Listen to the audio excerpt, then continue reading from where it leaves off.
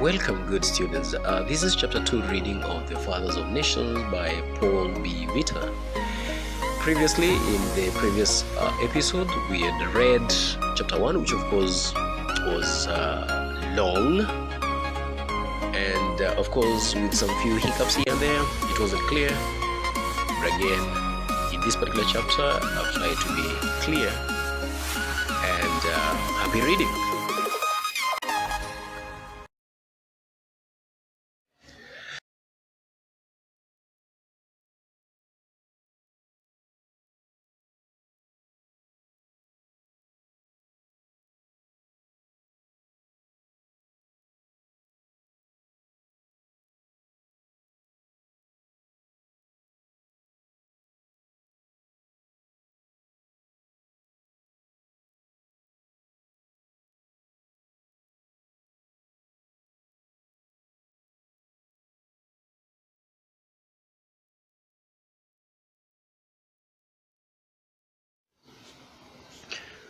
Chapter 2. A mobile phone rang in the Simon's West Wing.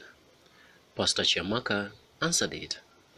The caller had phoned earlier and identified himself as guide. He was calling again to check how things were going.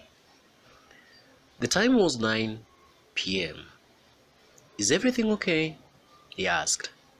Pastor Chiamaka was sucking pleasure from toffees the seamount had sprinkled on his bed to wish him sweet dreams. He swallowed the joy in his mouth, then answered, "All is fine." Beside him lay an open briefcase. "Did you look at the contents of your briefcase?" "Yes, I did." "Then you saw the letter from AGDA. I shall return to it shortly. First, tell me what other items you saw." "A copy of Way Omega. The development strategy Nobel laureates expect to end Africa's poverty, and Africa's head of state to ratify at their summit." "Go on." "Path Alpha. The development strategy AGDA deems a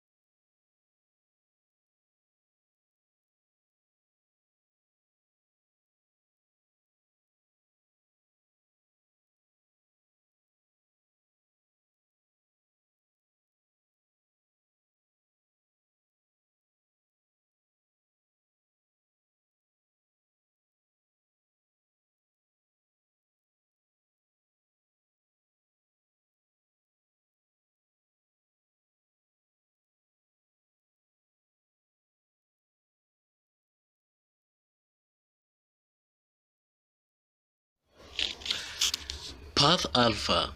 The development strategy AGDA deems a superior alternative and hopes to slip in a replacement.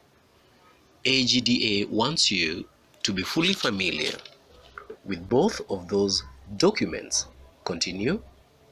"I also saw leaflets, pamphlets, brochures, and skip those. What else?" "Well, this mobile phone. Bingo. Keep it on at all times, day and night, rain or shine. I will be calling you often, sometimes unexpectedly, but only through that phone. Always have it alive. Unlike your room phone, that baby is completely secure, which means from here on, I can talk to you freely.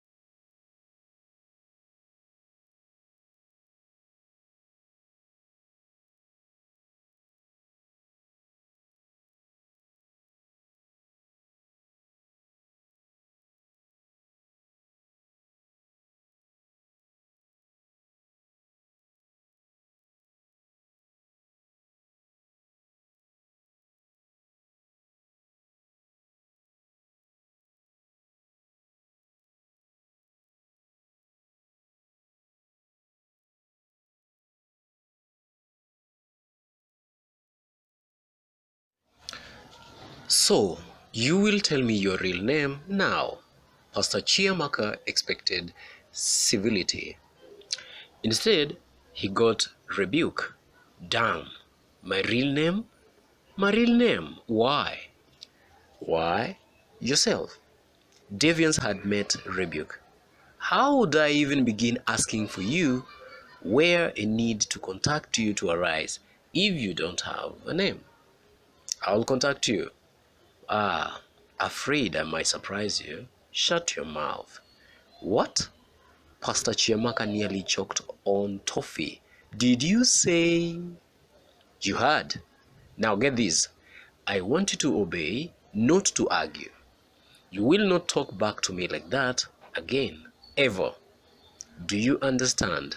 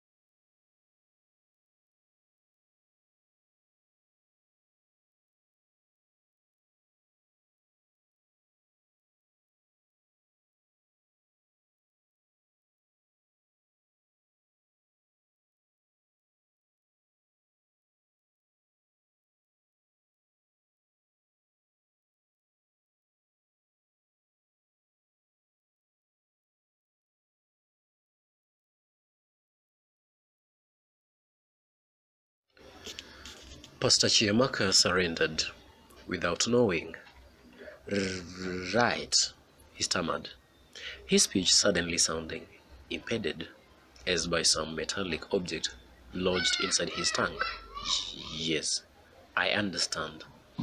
The anxiety modulating his voice with the tremors of fear seemed the work of an inventive tribal warrior, cleverly holding him by the balls, ready to squeeze if he did as much as think of violating a sacred taboo he had sworn to abide by until he died. Okay, okay, I understand you now. Splendid.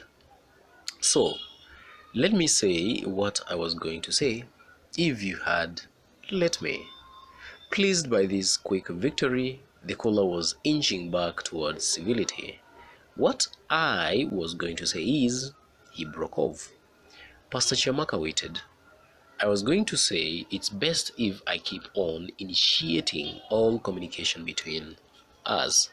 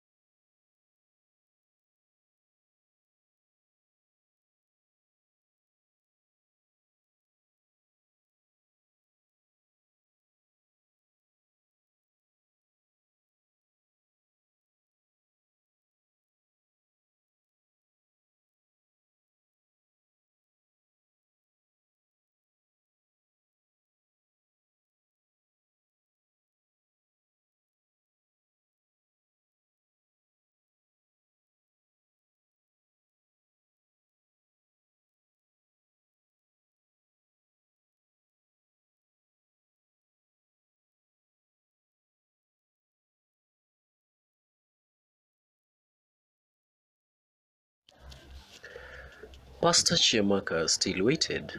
Look, you and I are supposed to be working together. Then why won't you tell me your real name? Because our mission is still at a perilous stage, and I would rather you didn't know who I really am yet. So, until I tell you otherwise, just call me Guide. Naturally, in the meantime, you will not see my face, but you will hear my voice. Is there anything else that you'd like to ask? Why should I trust you? Interesting. That's what I was about to tell you. I might as well go back to the letter from AGDA at this point. Then, because it has the answer, quote, you are not to have any less faith in him or to harbor any more misgivings about his aims just because he identifies himself to you only by his alias or guide. Unquote. That is why you should trust me. Okay?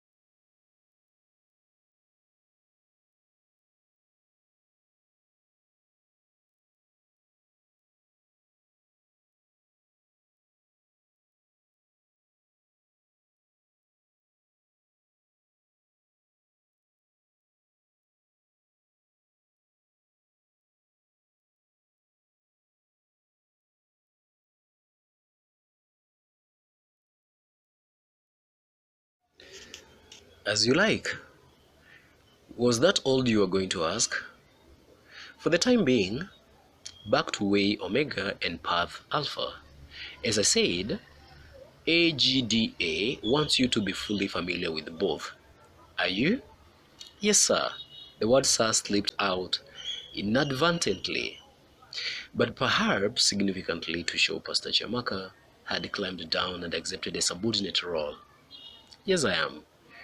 Then there isn't anything more left for me to say. Actually, there is one more thing. I was there an hour ago. Where? The Seamount. To get to the point, I saw you in a bar. I was having a Pepsi.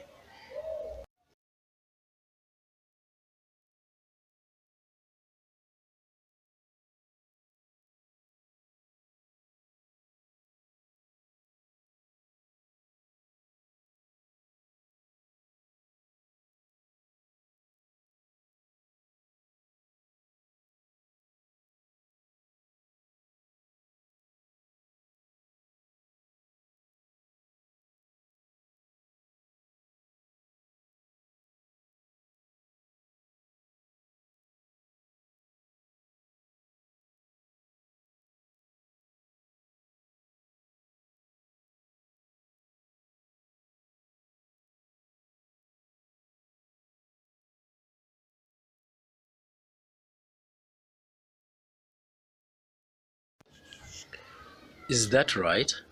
You are getting on my nerves. Pastor Chiamaka, worried, had begun to view the caller as a vindictive interrogator. Now, the vindictive interrogator became an invincible executioner, unknowable and unidentifiable. See, you can identify me, but I could walk right past you and not know it. What were you doing here anyway, spying on me? I want you to apologize. For what? Please don't fence with me. What business had you been in a bar? Pastor Chamaka felt a lump of rage rise in his throat. Only after remembering his Bible's injunction to turn the other cheek did he manage to swallow it down and apologize.